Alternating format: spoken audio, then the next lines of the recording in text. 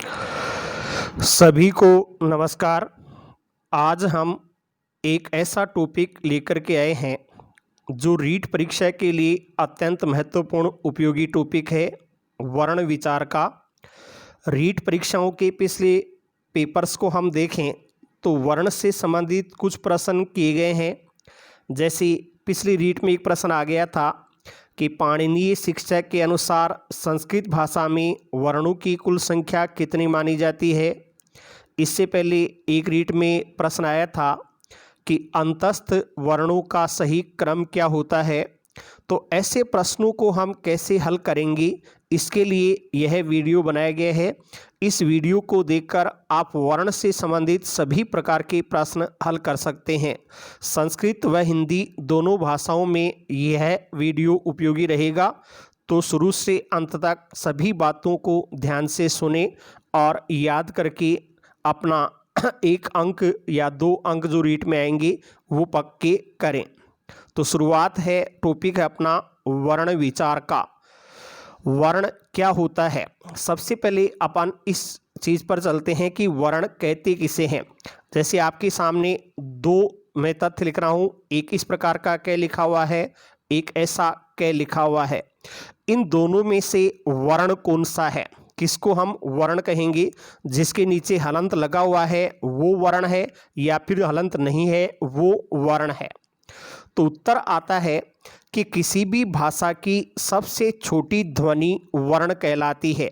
ऐसी ध्वनि जिसका हम अंतिम विभाजन कर चुके हैं, उसके आगे विभाजन किया जाना संभव नहीं हो सकता है, उसे ही वर्ण कहते हैं।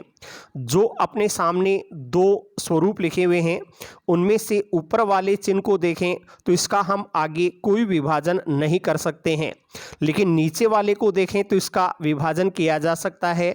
इसमें क के साथ में ए ध्वनि भी जुड़ी हुई है, क प्लस ए, ऐसा विभाजन हो सकता है। तो ऊपर वाला जो चिन्ह है उसे वर्ण के नाम से पुकारेंगे, तो फिर नीचे वाले चिन्ह को क्या कहेंगे? नीचे वाला चिन्ह जो है वो अक्षर के नाम से पुकारा जाता है। तो वर्ण क्या है, अक्षर क्या है, इसी को हम पढ़ते हैं। सबसे पहले लेते हैं वर्ण की परिभाषा। देखिए वर्ण क्या है, किसी भी भाषा की सबसे छोटी ध्वनि वर्ण कहलाती है। कोई भी भाषा है उसकी सबसे छोटी ध्वनि को हम वर्ण कहते हैं, यानी ऐसी ध्वनि जिसका अंतिम विभाजन किया जा चुका है और आगे विभाजन किया जाना संभव नहीं है, उसी को वर्ण कहा जाता है। जैसे मान लीजिए अपने पास में क, च, ट, त, प ये लिखे हुए हैं, ए, ई, उ, री, ली, ये स्वरूप लिखे हुए हैं। इनका हम आगे कोई विभाजन नहीं कर सकते हैं, अंतिम विभाजित ध्वनियां हैं। तो ये सभी ध्वनियां वर्ण के नाम से पुकारी जाती हैं। जब ये वर्ण है तो अक्षर किसे कहते हैं, अक्षर क्या है?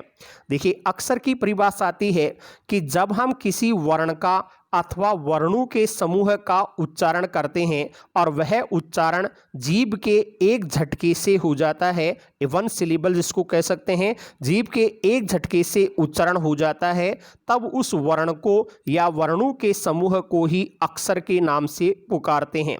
जैसे ऊपर क है वो वर्ण है, लेकिन इसमें क और ए 2 ध्वनियां मिली हुई हैं, तो क, च, ट, त, प, ए, ई, उ, री, ली, ये सभी के सभी ध्वनियां हैं वो अक्षर के नाम से पुकारी जाती हैं।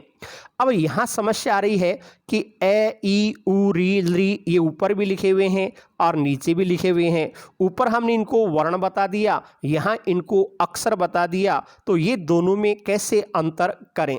तो ध्यान दें, स्वर और व्यंजन 2 प्रकार की ध्वनियाँ या 2 प्रकार के वर्ण होते हैं। इनमें पहले हम स्वरों को लेते हैं कि स्वर क्या है। तो सभी स्वर ध्वनियां हैं वो वर्ण भी होती हैं, अक्षर भी होती हैं, दोनों श्रेणियों में इनको शामिल किया जाता है। सभी स्वर ध्वनियां वर्ण एवं अक्षर दोनों श्रेणियों में आती है। यदि हम लेखन के आधार पर देखें तब तो जो स्वर हैं उनको वर्ण कह दिया जाएगा। लिखने के आधार पर तो उनका नाम वर्ण होगा। और यदि बोलने उच्चारण के आधार पर देखें तब सभी स्वर ध्वनियों को अक्षर के नाम से पुकारा जाता है, क्योंकि उनका उच्चारण जीभ के एक झटके से हो जाता है। तो लेखन के आधार पर स्वर वर्ण माने जाएंगे और उच्चारण के आधार पर स्वर हैं वो अक्षर की श्रेणी में माने जाएंगे। तो फिर व्यंजनों की पहचान कैसे करें? तो व्यंजनों की पहचान का सीधा सा तरीका है, जिसके कोई भी व्यंजन ध्वनि अपने पास में आती है उसके नीचे हलंत का चिन्ह लगा हुआ है तब तो वो वर्ण कहलाएगा। हलंत चिन्ह है तब तो वो वर्ण होगा, और यदि हलंत नहीं लगा हुआ है तब उसे अक्षर के नाम से पुकारा जाएगा। जैसे ऊपर कै, चे, टे, ते, पे, सभी के यहाँ हम देखें तो हलंत का चिन्ह लगा हुआ है, हल चिन्ह लगा हुआ है, तो ये सभी के सभी वर्ण हैं। नीचे देखें कै, चे, टे, ते, पे, इनमें हल चिन्ह नहीं लगा हुआ है तो ये सभी अक्षर हैं, क्योंकि इनमें कै के, चे के साथ में ए स्वर ध्वनि और जुड़ी हुई है, तो वर्णों का समूह हो गया और उच्चारण जीभ के एक झटके से हो गया, तो इनको हम अक्षर के नाम से पुकारेंगे। तो इस तरीके से स्वर तो वर्ण और अक्षर दोनों श्रेणियों में आ सकते हैं, और व्यंजन है तो हलंत लगा हुआ है तब तो वर्ण है, हलंत नहीं है तब उनको अक्षर कहा जाएगा। अब चलते हैं वर्ण कितने प्रकार के होते हैं, वर्ण के भेद कितने माने जाते हैं। तो वर्ण प्रमुखतः दो प्रकार के माने जाएंगे।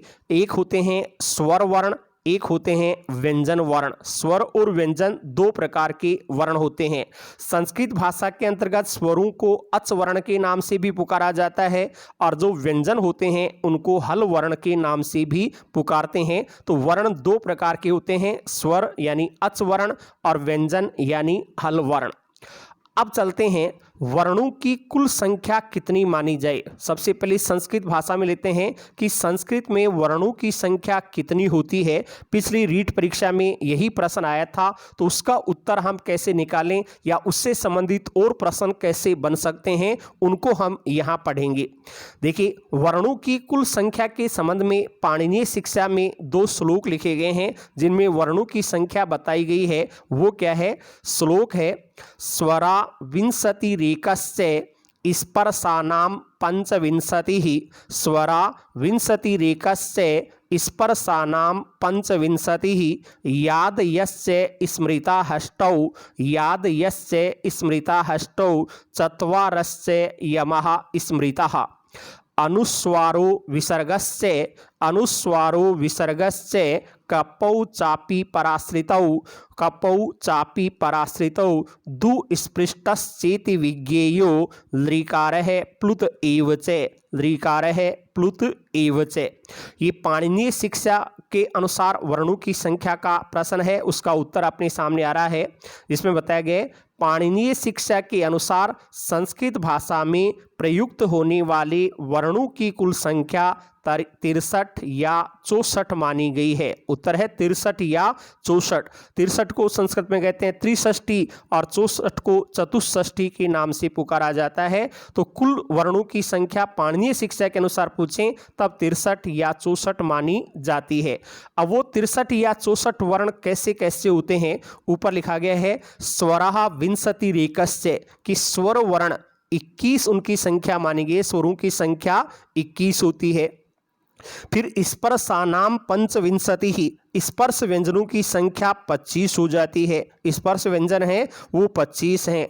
यादयस्य स्मृता हष्टौ, यादि वर्ण, यादि वर्ण ये वैरले से है, ये जो ये वैरले अंतस्थ और से है उष्म व्यंजन है। इन 8 को मिलाकर के यादि वर्ण कहा जाता है। तो इनकी संख्या हो गई 8। ये आदि में है तो यह आदि में होने के कारण इनका नाम यादि वर्ण रखा गया है। फिर आते हैं यम वर्ण, इनकी संख्या 4 मानी जाती है। यम वर्ण कितने होते हैं, तो उत्तर होगा 4। कौन से होते हैं इसको नीचे अपन वीडियो में पढ़ेंगे आगे। फिर है अनुस्वार वर्ण, ये 1 होता है, अंग को ही अनुस्वार कहते हैं। विसर्ग वर्ण ये भी 1 है, जो अह अपन पढ़ते हैं यह अनुस्वार विसर्ग है। एक है जीवामूलीय वर्ण, जब कैसे पहले अर्ध विसर्ग का चिन्ह जुड़ जाता है तब वो जीवामूलीय वर्ण कहलाता है, इसकी भी संख्या 1 मानी जाती है। उपधमानीय वर्ण उपधमानीय वर्ण में ये गलती से लिखा गया है पै है, पै से पहले अगर अपने अर्ध विसर्ग का चिन्ह जुड़ जाता है तब ये उपधमानीय वर्ण कहलाता है। इसकी भी संख्या 1 हो गई है। इर है दुह स्पृष्ट वर्ण, इसकी भी संख्या 1 होती है। अपन बोलते हैं अड़य, राजस्थानी भाषा का अड़य है जो वैदिक संस्कृत में प्रयुक्त होता था, अग्निमीळे पुरोहितम, इसको धु स्पृष्ट वर्ण के नाम से पुकारा जाता है। अगर यहाँ तक हम गिन करके देखते हैं तो वर्णों की कुल संख्या 63 हो जाती है। 63 प्रकार के वर्ण ये आ जाते हैं। इसके साथ में ही एक विकल्प से प्लुत स्वर और स्वीकार किया गया है। वैसे दीर्घ स्वरों को प्लुत बनाया जाता है, लृ ह्रस्व स्वर होता है, लेकिन इसको विकल्प से प्लुत मान लिया जाता है। इसको और जोड़ देने पर कुल संख्या 64 हो जाती है। तो पाणिनीय शिक्षा के अनुसार संस्कृत भाषा में वर्णों की कुल संख्या कितनी मानी गई है? तो उत्तर है 63 या 64 वर्ण माने जाते हैं। अब ये 21 स्वर हैं, 25 व्यंजन हैं, स्पर्श व्यंजन हैं, तो वो कैसे कैसे आते हैं, इनका प्रयोग किस प्रकार से होता है, उसको हम पढ़ते हैं। सबसे पहले है स्वर वर्ण। स्वर क्या है? जो 21 स्वर बताए पाणिनीय शिक्षा के अनुसार, वो कैसे होंगे, अन्य प्रश्न आने पर हमें क्या उत्तर देना है। देखिए, सबसे पहले स्वर कहते किसे हैं? देखिए, जब भी हम किसी ध्वनि का उच्चारण करते हैं तो सबसे पहले हमारे फेफड़ों में श्वास वायु उत्पन्न होती है, और फेफड़ों से उठी वह श्वास वायु जब हमारे मुख में आती है, मुख में आने के बाद बिना किसी रुकावट के, बाधा के, व्यवधान के, संघर्ष के मुख से बाहर निकल जाती है, तब वह ध्वनि स्वर ध्वनि कहलाती है। उसे हम स्वर वर्ण कह सकते हैं। किसी भी ध्वनि का उच्चारण करने पर फेफड़ों से उठी हुई श्वास वायु मुख में आकर बिना किसी व्यवधान, बिना किसी बाधा, बिना किसी रुकावट, बिना किसी संघर्ष के मुख से बाहर निकल जाती है, तब उस ध्वनि को स्वर ध्वनि के नाम से पुकारा जाता है। इसको हम यूं भी कह सकते हैं कि हमारे मुख से स्वतः उच्चरित ध्वनियां ही स्वर ध्वनियां कहलाती हैं। अपने आप जिनका उच्चारण हो जाता है, किसी अन्य का सहयोग नहीं लेना पड़ता, अन्य वर्ण की सहायता नहीं लेनी पड़ती है, उनको हम स्वर कह देते हैं। अब प्रश्न आता है कि संस्कृत में स्वरों की संख्या कितनी मानी जाए, स्वर कितने होते हैं? तो देखिए, 3 प्रकार के उत्तर अपने सामने आ सकते हैं। सबसे पहले अपन एक सूत्र पढ़ते हैं, अचः स्वरः, कि अच प्रत्याहार में आने वाले वर्ण ही स्वर कहलाते हैं। अच जो है वो ही स्वर है। ये सूत्र कहता है कि अच प्रत्याहार में आने वाले वर्ण स्वर कहलाते हैं। अब यदि हम माहेश्वर सूत्रों के आधार पर प्रत्याहार बनाते हैं तो अच प्रत्याहार में हमें 9 वर्ण ही प्राप्त होते हैं। तो हम कह सकते हैं कि माहेश्वर सूत्रों के आधार पर संस्कृत में स्वरों की कुल संख्या 9 मानी जाती है। और वो 9 स्वर कौन कौन से हैं? ए, ई, उ, री, लृ, ए, ओ, ऐ, औ। ये कुल 9 स्वर हैं। माहेश्वर सूत्रों के आधार पर संस्कृत व्याकरण में स्वरों की संख्या 9 ही मानी गई है। लेकिन व्यवहार में जब हम संस्कृत भाषा का प्रयोग करते हैं तो शुरू के जो ए, ई, उ, री, ये 4 स्वर हैं, इन 4 ह्रस्व स्वरों के दीर्घ रूप भी हम काम में लेते हैं। ए का आ, ई का ई, उ का उ, री का री, ये दीर्घ रूप भी हमें व्यवहार में काम में लेने पड़ते हैं। यदि 9 में इन 4 को और जोड़ देते हैं तो व्यवहार में स्वरों की संख्या संस्कृत में 13 हो जाती है। 13 प्रकार के स्वर प्रयुक्त किए जाते हैं। माहेश्वर सूत्रों के अनुसार 9 स्वर हैं, व्यवहार में 13 स्वर प्रयुक्त होते हैं। 2 उत्तर हो गए। फिर प्रश्न आ जाए कि पाणिनीय शिक्षा के अनुसार संस्कृत में स्वरों की संख्या कितनी मानी जाती है। जैसे पिछले कुल वर्ण का पूछ लिया कि पाणिनीय शिक्षा के अनुसार कुल वर्ण कितने होते हैं, अब की बार पूछ लें कि पाणिनीय शिक्षा के अनुसार स्वर कितने होते हैं, तब उसका उत्तर होगा 21 या 22। पाणिनीय शिक्षा के अनुसार स्वरों की कुल संख्या 21 अथवा 22 मानी गई है। वो कैसे कैसे हैं? पहले हम ह्रस्व स्वर लेते हैं। ह्रस्व स्वर संस्कृत में 5 हैं, ए, ई, उ, री और लृ, ये 5 तो ह्रस्व स्वर आ जाते हैं। यदि कभी हिंदी में अपन ह्रस्व स्वर करें तो हिंदी में लृ नहीं होता, लृ को छोड़ दें, बाकी 4 ह्रस्व स्वर हिंदी भाषा में काम में लिए जाते हैं। संस्कृत के अनुसार ये 5 ह्रस्व स्वर हैं। फिर दीर्घ स्वर जो अपन ने पढ़ा, ए, ई, उ, री के दीर्घ आ, ई, उ, री, और मैसूर सूत्र में आते हैं ए, ओ, ऐ, औ। ये 8 हैं वो दीर्घ स्वर हैं जो पाणिनीय शिक्षा के अनुसार माने गए हैं। ह्रस्व स्वर 5, दीर्घ स्वर 8। तीसरी श्रेणी आती है प्लुत स्वर, जो 8 दीर्घ हैं उनके ही प्लुत रूप भी बनाए जाते हैं। 8 दीर्घ हैं उनका ही प्लुत रूप बनेगा आ, ई, उ, री, ए, ओ, ऐ, औ। इनको जब अपन 3 मात्राओं के साथ एक लंबे उच्चारण के रूप में बोल देंगे तब ये प्लुत स्वर कहलाएंगे और इनकी भी संख्या 8 मानी जाएगी। इस तरीके से 5 ह्रस्व स्वर, 8 दीर्घ स्वर और 8 प्लुत स्वर, इन सबको जोड़ते हैं तब संस्कृत पहले वर्ण इन स्वरों की संख्या 21 प्राप्त हो जाती है। फिर हमने ऊपर कुल संख्या लृकारो प्लुत एवच कि लृ स्वर को विकल्प से प्लुत स्वर और मान लिया जाता है, तो इस लृ को और जोड़ दें तब इनकी संख्या 22 हो जाती है। इस तरीके से पाणिनीय शिक्षा के अनुसार स्वरों की कुल संख्या 21 या 22 हो जाती है। अब परीक्षा में इस प्रश्न को कैसे हल करना है, किस प्रकार से हमें ध्यान में रखना है, तो देखिए मान लीजिए सीधा प्रश्न अपने पास में आता है कि स्वरहा भवन्ति, स्वर होते हैं। उसमें 9 भी ऑप्शन दे रखा है, 11 दे रखा है, 13 दे रखा है। 9 और 13 दोनों होते हैं, लेकिन दोनों आगे और दोनों में से एक का चयन करना है तो फिर 9 वाले विकल्प को ही पहले सही उत्तर मानना है। यदि विकल्पों में 9 नहीं होता है तो फिर उत्तर 13 माना जाएगा। संस्कृत में ध्यान रखेंगे, अगर आपके पास प्रश्न होता है कि स्वर कितने होते हैं, अगर प्रश्न में विकल्प 9 दिया हुआ है उत्तर में तो 9 को सही उत्तर माने, 9 विकल्प नहीं है तो फिर 13 वाले विकल्प को सही उत्तर मान लें। और यदि शब्द दे चेंज हो जाता है और प्रश्न आ जाता है पाणिनीय शिक्षा के अनुसार स्वर कितने होते हैं, तो फिर उसका उत्तर 21 अथवा 22 वाले को सही उत्तर माना जाएगा। जिस विकल्प में 21 या 22 लिखा हुआ है उसको सही उत्तर मानना है। यह प्रश्न के प्रकृति के अनुसार हमें ध्यान में रखना है। अब संस्कृत के साथ हम हिंदी भी जोड़ लेते हैं। मान लीजिए रीट में लैंग्वेज फर्स्ट में हम हिंदी ले रहे हैं, सेकंड में संस्कृत ले रहे हैं। संस्कृत में प्रश्न आता है तो ऊपर वाली प्रक्रिया के अनुसार उत्तर देना है। अब हिंदी में प्रश्न आ जाता है कि स्वर कितने होते हैं, तो हिंदी भाषा में स्वरों की संख्या 11 मानी जाती है। हिंदी में 11 स्वर प्रयुक्त होते हैं। ए, आ, ई, उ, री, ए, ऐ, ओ, औ।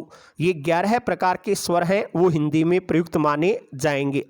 इसी संस्कृत और हिंदी के साथ साथ अपन 3 प्राचीन भाषाओं को और जोड़ लेते हैं। उनसे संबंधित प्रश्न हालांकि रीट में नहीं होगा, लेकिन अन्य जानकारी के लिए आपको अन्य परीक्षाओं में ये काम में लिए जा सकते हैं। जैसे पूछ लिया जाए कि पाली भाषा में स्वरों की संख्या कितनी है या प्राकृत भाषा में स्वरों की संख्या कितनी है, तो पाली जिसको प्रथम प्राकृत भी कहते हैं और प्राकृत जिसको द्वितीय प्राकृत भी कहते हैं, इन दोनों में स्वरों की संख्या 10 मानी जाती है। 10 स्वर काम में लिए जाते हैं। तो संस्कृत में 9 या 13, पाणिनीय शिक्षा के अनुसार 21 या 22, हिंदी में स्वर हो गए 11 है और पाली और प्राकृत में पूछे तो स्वरों की संख्या होगी 10। 10 कौन कौन से हैं? ए, आ, ई, उ। और ह्रस्व दीर्घ स्वरों के रूप में इस प्रकार ए, ओ जैसे रूप थे वो पाली प्राकृत में काम में लिए जाते हैं। पाली प्राकृत से आगे उत्पन्न हुई भाषा है अपभ्रंश। अपभ्रंश के बारे में कभी पूछ लें कि अपभ्रंश भाषा में स्वरों की संख्या कितनी मानी जाए, तो अपभ्रंश में स्वरों की संख्या 8 मानी जाती है। वो 8 स्वर कौन कौन से हैं? ए, आ, ई, उ, ए, ओ। ये 8 प्रकार के स्वर हैं वो अपभ्रंश भाषा में प्रयुक्त होते हैं। हिंदी में से री, ऐ, औ इन 3 को निकाल दिया जाता है। इनको कम करने पर 8 स्वर अपभ्रंश भाषा में माने जाते हैं। तो अब हर भाषा को आप प्राचीन काल के अनुसार देख सकते हैं। संस्कृत में पहला उत्तर 9 करना है, 9 विकल्प नहीं हो तो 13 कर सकते हैं और पाणिनीय शिक्षा के अनुसार पूछें तो 21 या 22 को सही उत्तर करना है। हिंदी में स्वरों की संख्या पूछें तो 11 को सही उत्तर मानना है। पाली और प्राकृत के स्वरों की संख्या 10 होती है और अपभ्रंश भाषा में स्वरों की संख्या 8 मानी जाती है। अब चलते हैं अपन अगली चीज पढ़ते हैं, व्यंजन वर्ण क्या है।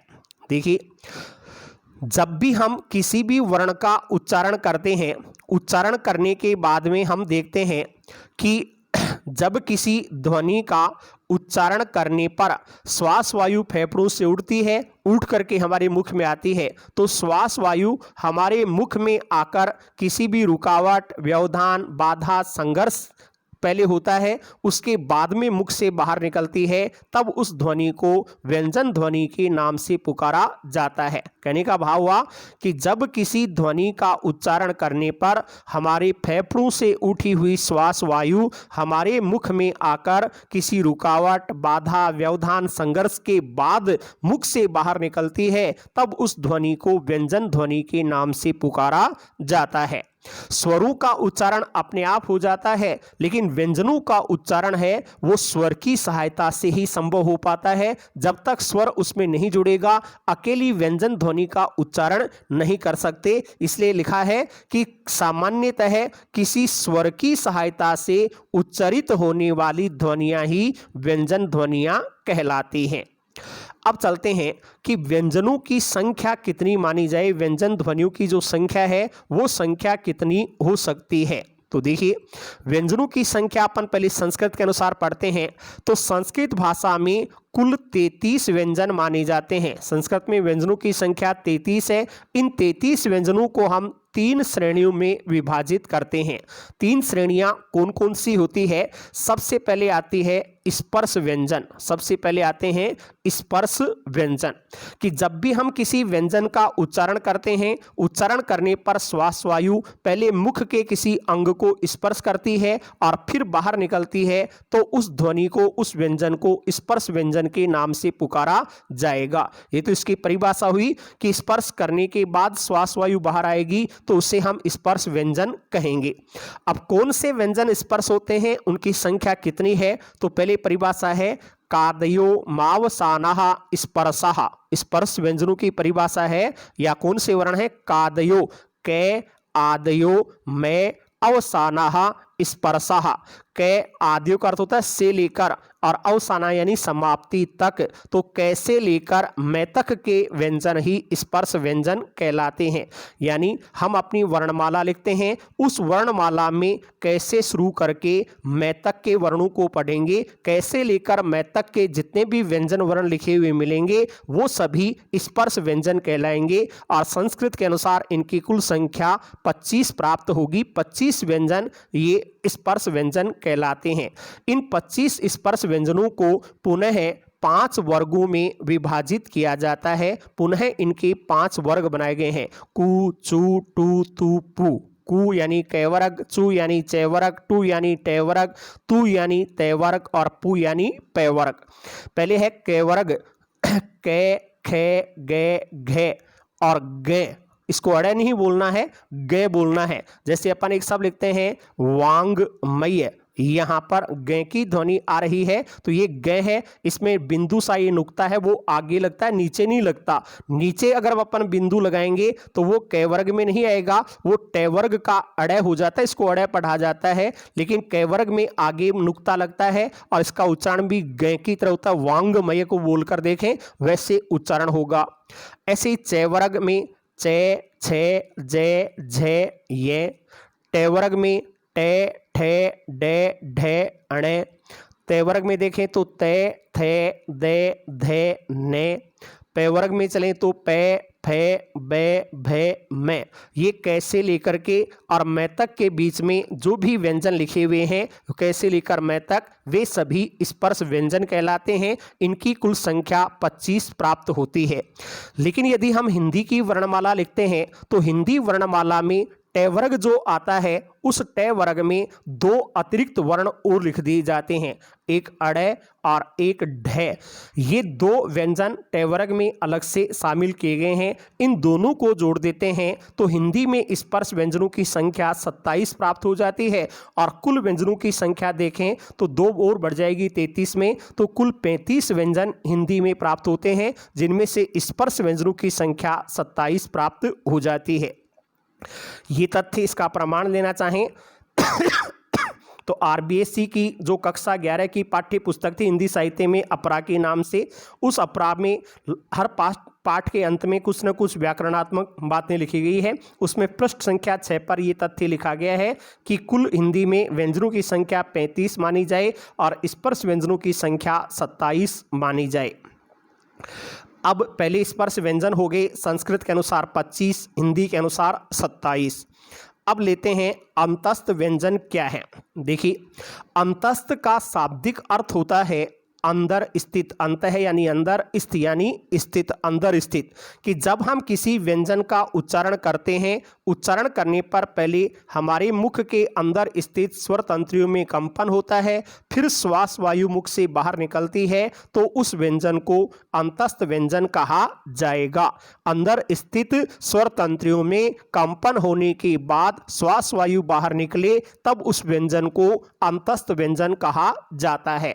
कौन से व्यंजन अंतस्थ व्यंजन होते हैं, इसके लिए सूत्र है यणो अंतस्थः। यणो अंतस्थः यानी यण प्रत्याहार होता है, उस यण प्रत्याहार का कोई वर्ण आ गया तो उसे ही अंतस्थ व्यंजन कहा जाता है।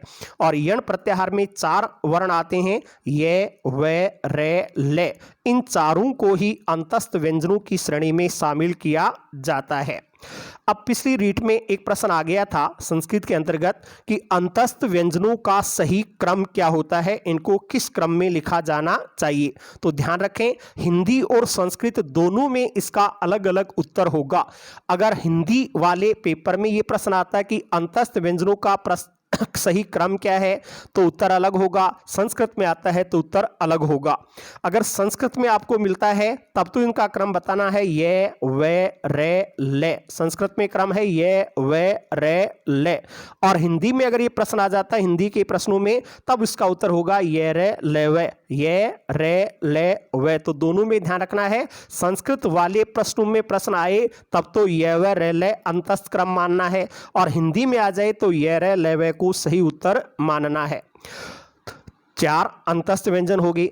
व्यंजनों की तीसरी श्रेणी आती है ऊष्म व्यंजन। ऊष्म व्यंजन क्या है?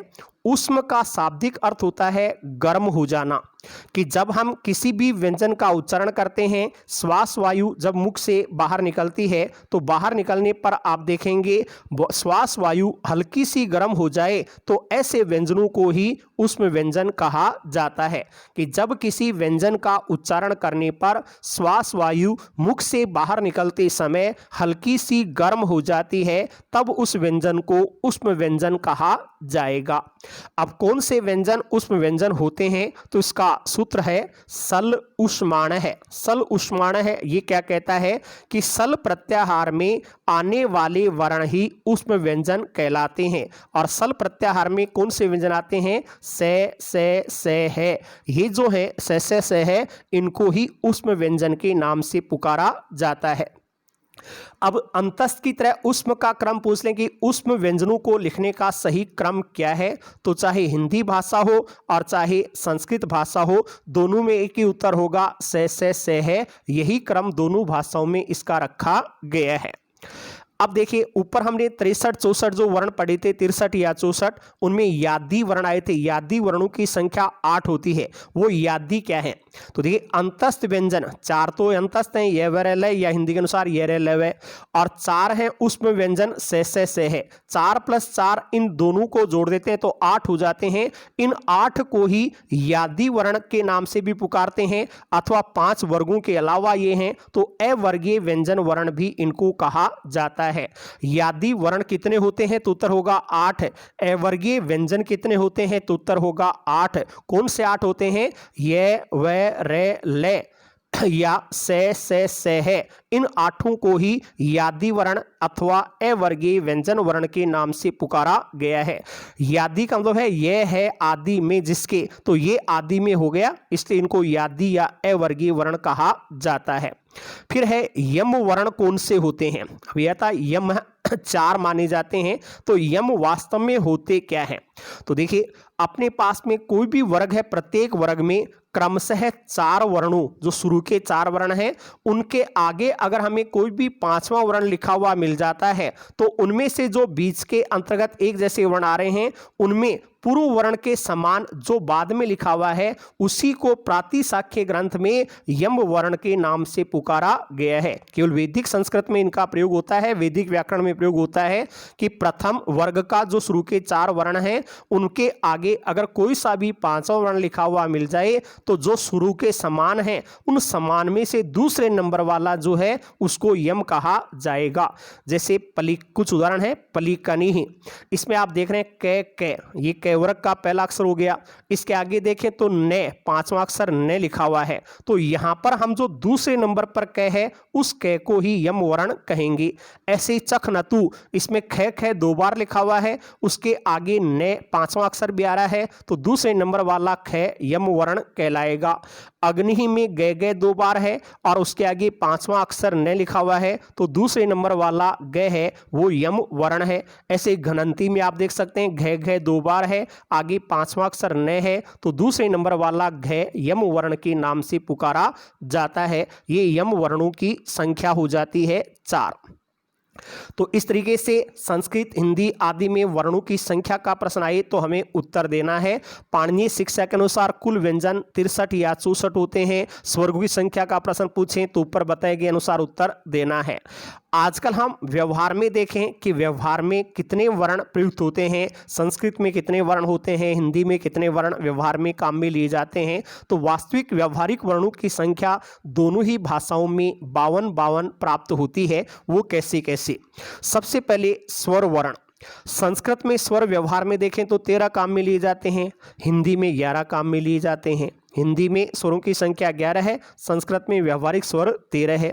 व्यंजनों की संख्या देखें तो संस्कृत में व्यंजन 33 है और हिंदी में अड़े ढे इन दोनों उत्सिप्त को शामिल करने पर संख्या 35 हो जाती है।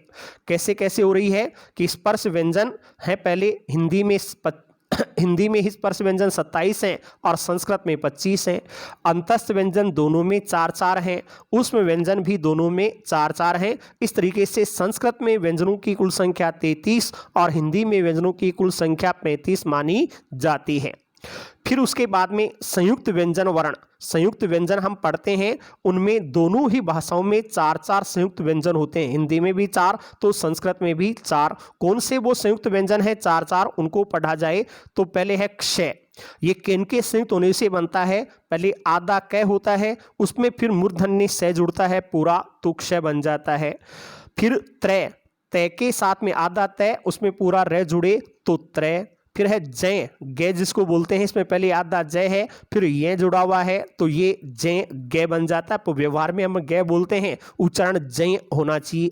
फिर है श्रेय, इसमें आधा तालव्य से है उसमें रे जुड़ा हुआ है पूरा तब श्रेय बन जाता है। ये 4 संयुक्त व्यंजन होते हैं जो हिंदी और संस्कृत दोनों भाषाओं में समान रूप से प्रयुक्त किए जाते हैं। हमारे यहाँ जो केंद्रीय हिंदी निदेशालय है उसने आजकल ये नियम बना दिया है कि संयुक्त व्यंजनों में इन 4 को ही संयुक्त बना करके लिखना चाहिए। इनके अलावा कोई भी व्यंजन आए उसको संयुक्त नहीं लिख करके अलग अलग ही लिखना चाहिए। जैसे अपने पास में एक विद्या शब्द है, एक तो इस तरीके से विद्या लिखा हुआ है और एक हमने इस तरीके से विद्या शब्द को द या को अलग अलग करके लिख दिया है। तो यहाँ ऊपर वाला संयुक्त रूप हो गया वो आजकल अमानक है, गलत माना जाएगा, और नीचे वाला जो है वो अलग अलग लिखा गया है उसको शुद्ध रूप या मानक रूप माना जाएगा। तो जो 4 संयुक्त हैं उनको ही हम संयुक्त रूप में लिख सकते हैं। इनके अलावा जो भी वर्ण आए उनको अलग अलग करके लिखना ही सही माना जाता है। तो इस तरीके से आप जोड़ करके देख सकते हैं संस्कृत और हिंदी दोनों में वर्णों की कुल संख्या, व्यावहारिक वर्णों की कुल संख्या 52 प्राप्त होती है। संस्कृत में 13 स्वर, 33 व्यंजन, 46, 4 संयुक्त व्यंजन 50 और 2 अयोगवाही वर्ण होते हैं। अयोगवाही वर्ण कौन से होते हैं? एक तो अनुस्वार और एक विसर्ग, इन दोनों को अयोगवाही कहते हैं। अयोगवाही क्यों कहते हैं? यानी नहीं, योग यानी जुड़ना, कि ये न तो स्वरों में जुड़ते हैं न व्यंजनों में जुड़ते हैं, किसी भी तरफ इनका योग नहीं हो रहा है, इसलिए इन दोनों को अयोगवाही वर्ण कहा जा सकता है। इस तरीके से कुल 52 वर्ण दोनों भाषाओं में प्राप्त होते हैं। कौन से हट गए अब? जीवामूल्य वर्ण कैसे पहले आ रहा है? उपदमानीय वर्ण पैसे पहले आ रहा है, अर्धविसर्ग का चिन्ह, एक धुस्पृष्ट वर्ण जो अड़य के रूप में हम पढ़ करके आए हैं, और यम वर्ण 4 जो हम पढ़ करके आए हैं। ये वैदिक संस्कृत में ही इनका प्रयोग किया जाता था। लौकिक संस्कृत भाषा में और हमारी हिंदी भाषा में अब इनका प्रयोग नहीं होता है। व्यवहार में हम इनका प्रयोग कहीं पर भी देखते नहीं हैं, केवल वैदिक संस्कृत में हम इनका प्रयोग देख सकते हैं। तो इस तरीके से वर्णों से संबंधित ये प्रश्न रीट की परीक्षा में हो सकते हैं। अन्य उच्च स्तरीय परीक्षाओं में भी कुछ बातें इनमें से आप उपयोग में ले सकते हैं। धन्यवाद।